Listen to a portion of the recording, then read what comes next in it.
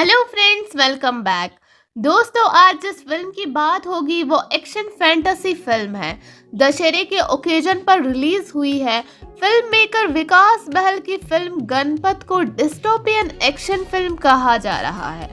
Dystopian film का मतलब एक ऐसी मूवी से है जो फ्यूचर के एक ऐसे इमेजिनरी दुनिया पर बेस्ड होती है जहां आइडियल सोसाइटी नहीं है, रिसोर्सेज खत्म हो चुके हैं, क्राइम, करप्शन, अमीरी, गरीबी और डीप गैप ऑफ इनइक्वालिटी है। चिल्लर पार्टी, क्वीन, सुपर 30 और गुड बाय जैसी फिल्मों के डायरेक्टर विकास बहल ने गणपत के रूप में एक डिस्टोपियन फिल्म देने की कोशिश तो की है, लेकिन कमजोर कहानी के कारण वो अपने इस एक्सपेरिमेंट में बुरी तरह से फेल साबित होते हैं। अब आती हूँ मैं स्टोरी डिकोड सेक्शन में।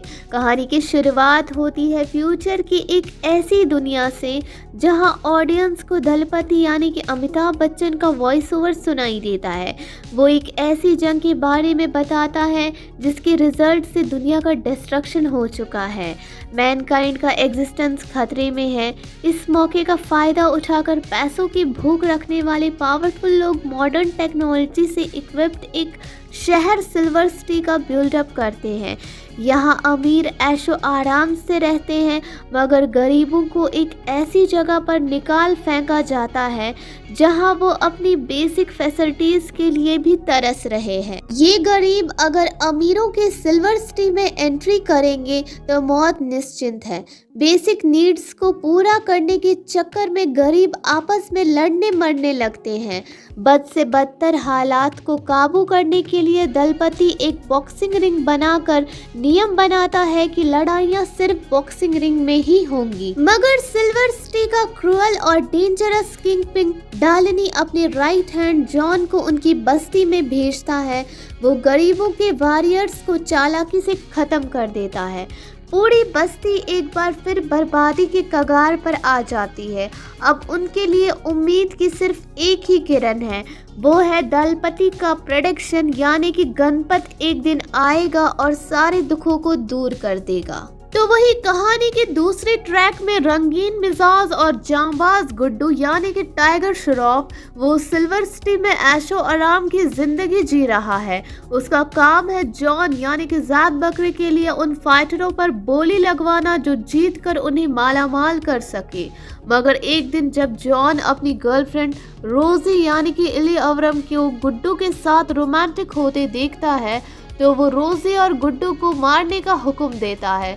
गुड्डू भगवान गणपति की चमत्कार से बच जाता है। कैजाद यानी कि जमील खान भाग निकलने में उसकी मदद करता है और गरीबों की बस्ती में जाकर शिवा यानी कि रहमान से मिलने को कहता है।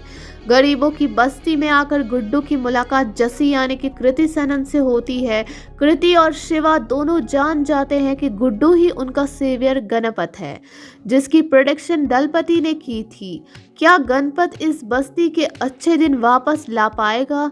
ये जानने के लिए आपको फिल्म देखनी होगी। अब आती हूँ मैं एक्टर्स की परफॉर्मेंस और कई टेक्निकल एस्पेक्ट्स पे। हिंदी सिनेमा में फ्यूचर पर बेस्ड डिस्टोपियन फिल्म बनाने के एक्सपेरिमेंट के लिए राइटर डायरेक्टर विकास बहल की पेशकश फ्रूटफुल हो सकती थी अगर वो कहानी को दमदार तरीके से लिखते तो। गरीबी अमीरी का इमोशन हमेशा से यूनिवर्सल रहा है, मगर विकास की कहानी ऑडियंस के साथ अपना कनेक्ट नहीं बना पाती है। अमिताभ बच्चन, टाइगर श्रॉफ एंड कृति सनन जैसे स्टार एक्टर्स का फायदा उठाने में विकास नाकाम रहे हैं। फ्यूचरिस्टिक कैरेक्टर्स भी बिखरे बिखरे नजर आते हैं क्योंकि कहानी के मेन कैरेक्टर्स इंडियन हैं, मगर अमीर गरीबों की बस्ती में चाइनीज और फॉरेनर्स भी रहते हैं। फिल्म के एक्शन पर विकास ने खूब मेहनत की है।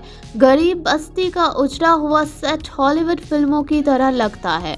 गरीबों का लुक और बेबसी केजीएफ की याद दिलाता है, मगर कई जगहों पर वीएफएक्स की कमजोरी साफ झलकती है। मेन कैरेक्टर्स के लुक भी बहुत कंफ्यूज करते हैं। एक बॉक्सिंग मैच को जिताकर गणपत का गरीबों को बर्बादी से बचाने का लॉजिक हजम नहीं होता। बैकग्राउंड स्कोर में टाइगर श्रॉफ की एंट्री पर गणपति बप्पा का म्यूजिक बचकाना लगता है, जबकि फिल्म के गाने और बेहतर हो सकते थे। इसमें कोई डाउट नहीं कि टाइगर श्रॉफ बॉलीवुड के बेहतरीन एक्शन हीरोज में से एक हैं। पर्दे पर एक्शन करते हुए उनका लचीलापन देखते ही बनता है। वो डांस में भी अव्वल नजर आते हैं। फिल्म में उन्होंने अपनी ग्रे शेड को भी खूबसूरती से निभाया है, जबकि कृति सेनन भी अपने एक्शन अवतार में दिल जीतती हैं। फाइटर लड़की के रूप में उनका लुक दमदार है।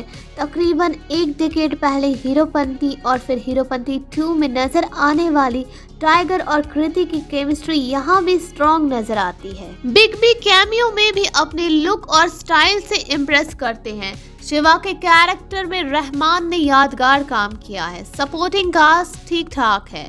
सिनेमेटोग्राफी सुधाकर रेड्डी और यकांती की ऑलमोस्ट ओके है। विशाल मिश्रा, अमित त्रिवेदी का म्यूजिक भी एवरेज है, मतलब यादगार नहीं है। सलीम सुलेमान का बैकग्राउंड स्कोर भी एवरेज है। एडिटिंग रितेश सोनी की अच्छी हो सकती थी अगर इस फिल्म को 90 मिनट्स की स्केल में रखते तो। ड्यूरेशन 133 मिनट्स 20 अक्टूबर से नजदीकी सिनेमा घरों में चल रही है। अब आती हो फिल्म देखनी चाहिए या नहीं देखनी चाहिए। माय वर्डिक्ट, टाइगर श्रॉफ को समझ लेना चाहिए कि सिर्फ डांस और एक्शन से कोई भी एक्टर कंप्लीट नहीं होता। एक्टिंग भी मैजिकल होनी चाहिए, उसके साथ स्टोरी सिलेक्शन सोच समझ के करना ज़रूरी है, अदरवाइज टाइप कास्ट हो जाएंगे। एक ही तरह की फिल्म कर करके खुद भी बोर होंगे और ऑडियंस भी डिस्टेंस मेंटेन करने लगेगी।